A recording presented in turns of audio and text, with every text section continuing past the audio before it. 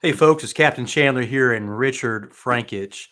We have severe weather in the forecast. You probably just got the notification that Wilson County schools, they are closed tomorrow. And we just wanted to come to you live tonight just to give you an update on what we expect and to talk about some preparedness measures that you can take with your family to keep yourself safe.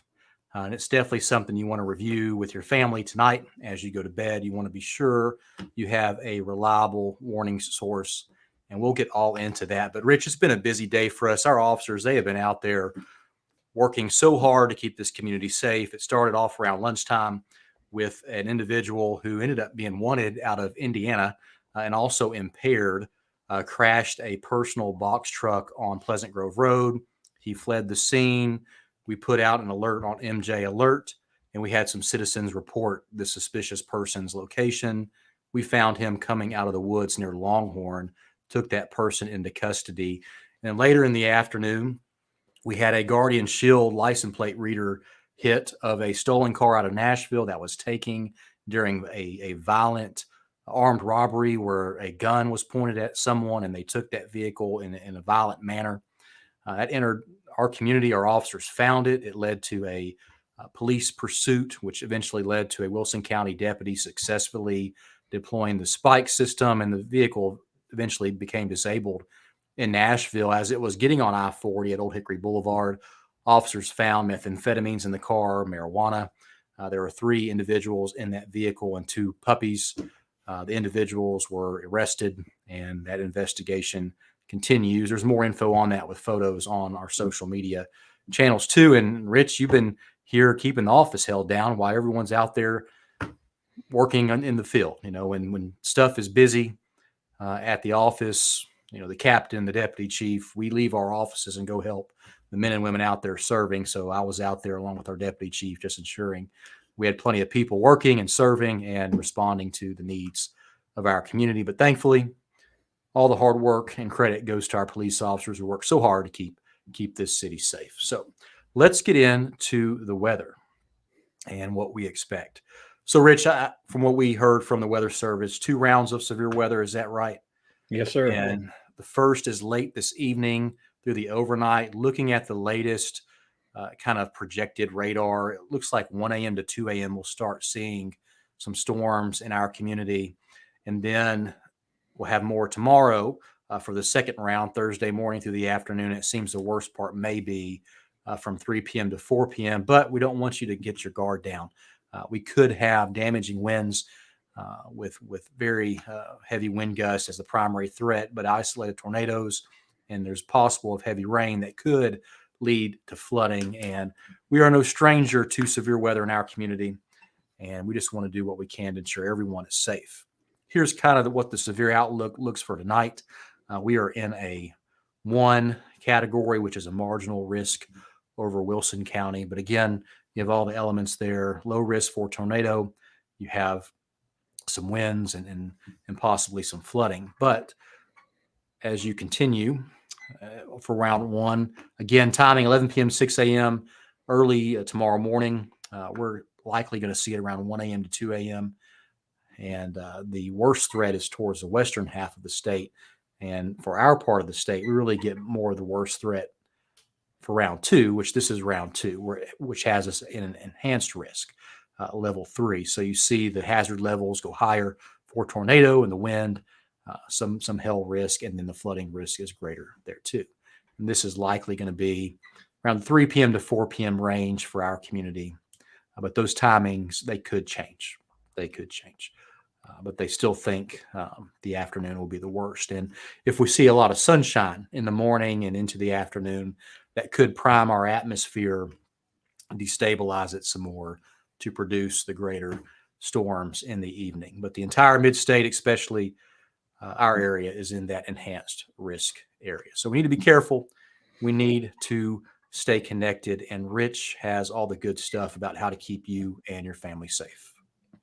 Yeah, for sure. And folks, we're not telling you all this to get you worried and get you worked up. This is just in an effort to make sure you're weather aware and to make sure you're ready and prepared. And go over tornado watches and warnings here just to remind everybody the difference. Tornado watches just means conditions are favorable for the development of storms. Make sure you stay informed to whatever local outlets you have, whether it's your Facebook outlets, your media outlets, of course, our MJ Text Alert program. That way, if things do escalate to that warning level, you know that the tornado or the severe storms are imminent and you need to take shelter, because that means that the storms are imminent and coming right now. And I recently discovered a graphic that to me makes it really simple and very easy to understand. And here's your watches versus your warnings. Okay. Your taco watch means the ingredients are there to make the tacos, means that they could happen. Your taco warnings, hey, we're having the tacos, it's coming right now. So that's the easiest way for me to help describe to you guys what's the easiest, how can you tell the difference between the watches and the warnings. So like, I really like that graphic, so I think I'm going to hold on to that one. Yeah, so Rich, if my taco is ready to eat, that is a warning.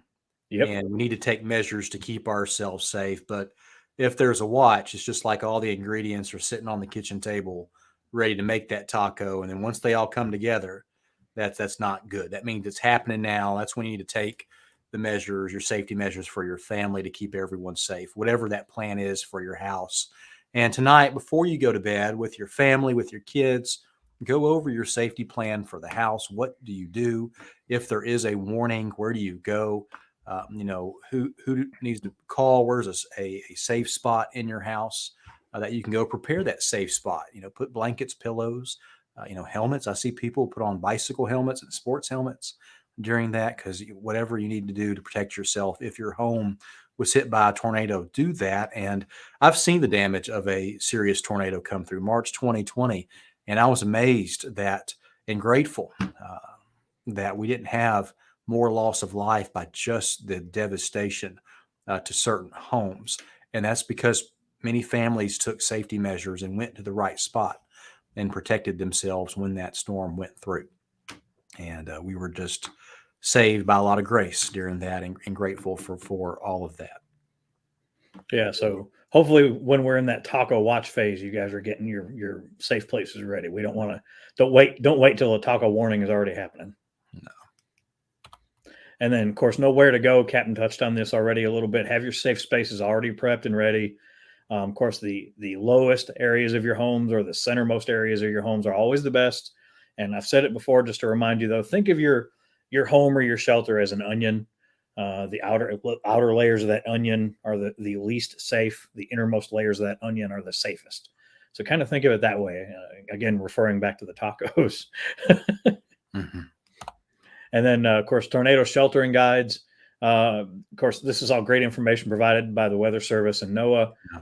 But just think about it. If you're outside or in some of those vehicles underneath a highway overpass, not great, man. Those are some of the worst places you can be. Large open rooms like gymnasiums or manufactured homes, only slightly better. The best options, however, of course, are always going to be storm shelters.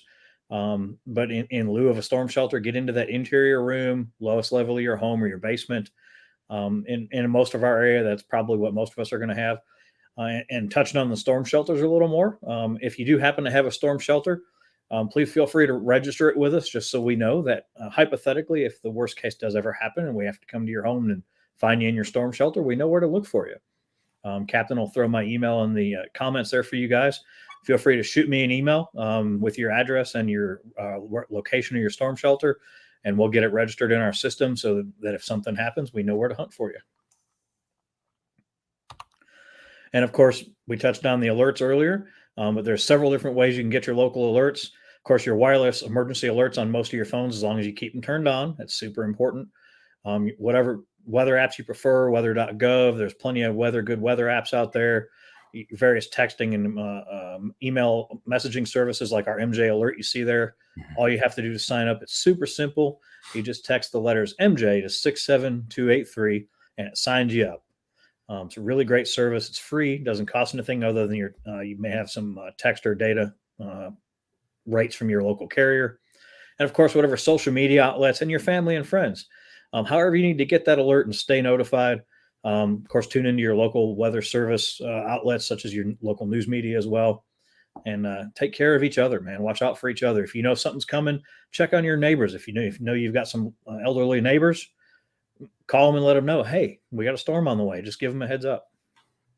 Yeah, Rich, and folks, our outdoor weather warning sirens that are managed by the Wilson County Emergency Management Agency.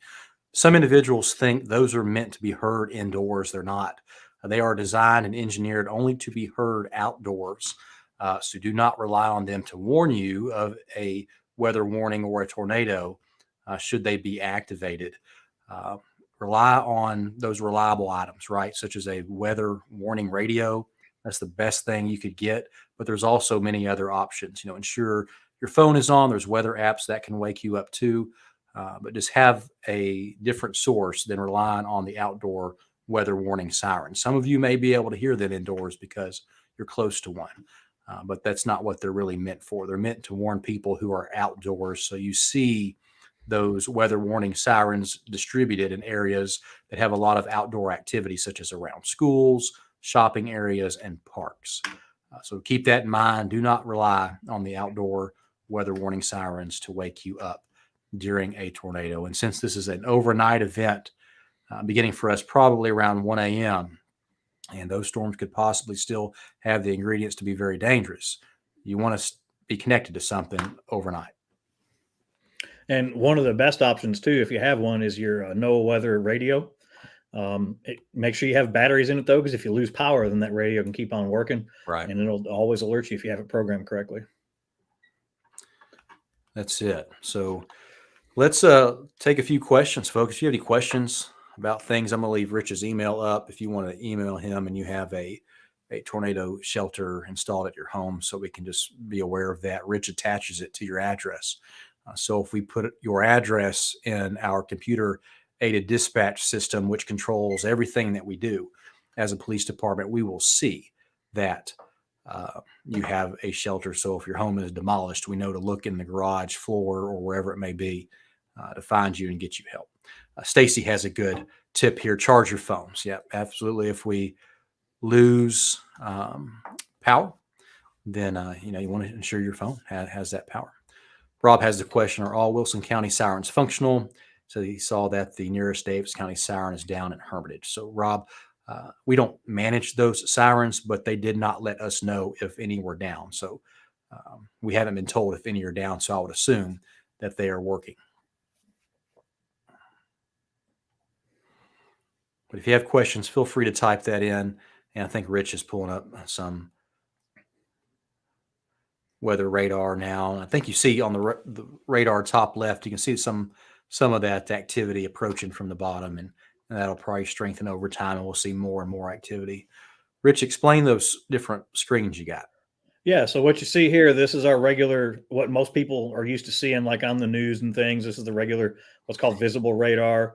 This is just an infrared version of the radar. So kind of the same thing, just in a little bit of different color. And then down here, we've got our two different satellite views. An infrared satellite kind of emphasizes where all the clouds are at.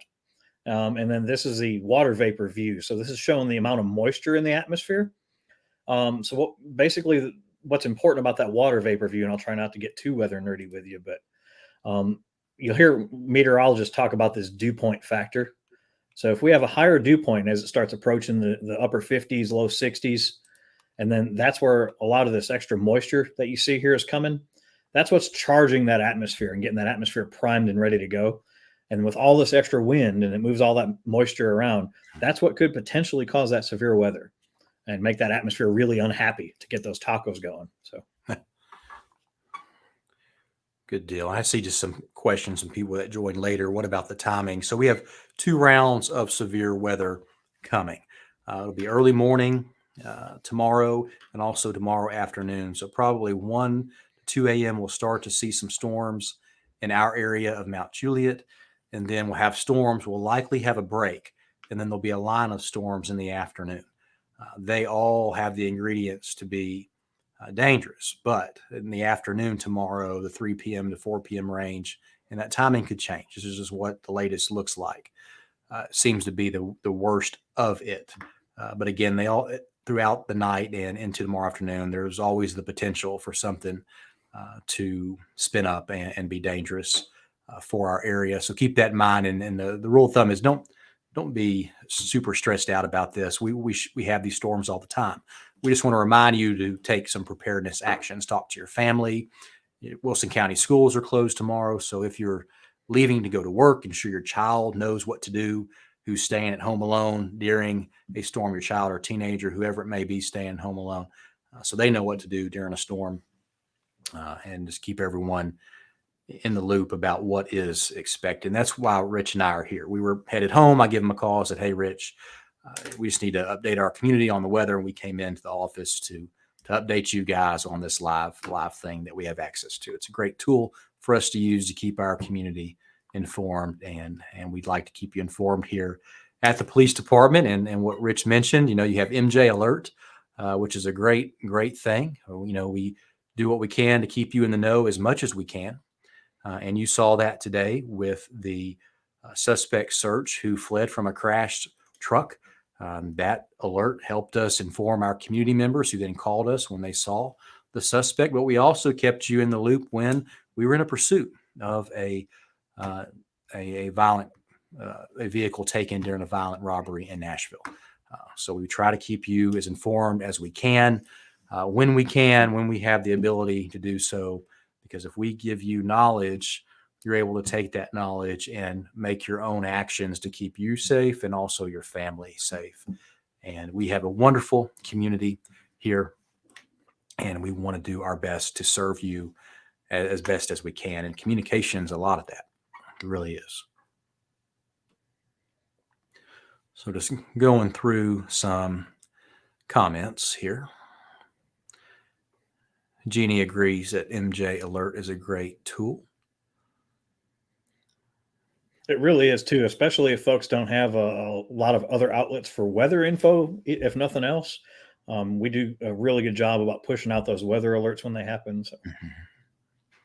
And we don't necessarily alert you of the active weather. We'll see it approaching on radar, and then we'll begin to start alerting on it, just saying, look, it's on the way. Stay tuned to your reliable weather sources, and there's different settings. I think if you go to the Smart 911, if you go to our website for MJ Alert, you can get more custom alerts if you want to, beyond just the generic text to sign up option. And you can get the weather alerts directly to you type of thing too. All right, Rich, think it's time to go home? Probably so. All right, folks, thank you so much for tuning in. Just be prepared, right? Talk to your family, have a reliable weather warning source. Should we have anything happening, we're going to let you know, and keep you informed throughout the duration. As always, it's an honor and privilege to serve this wonderful community. Please be safe. If there's anything you need, just give us a call. Take care, everyone. Have a good night.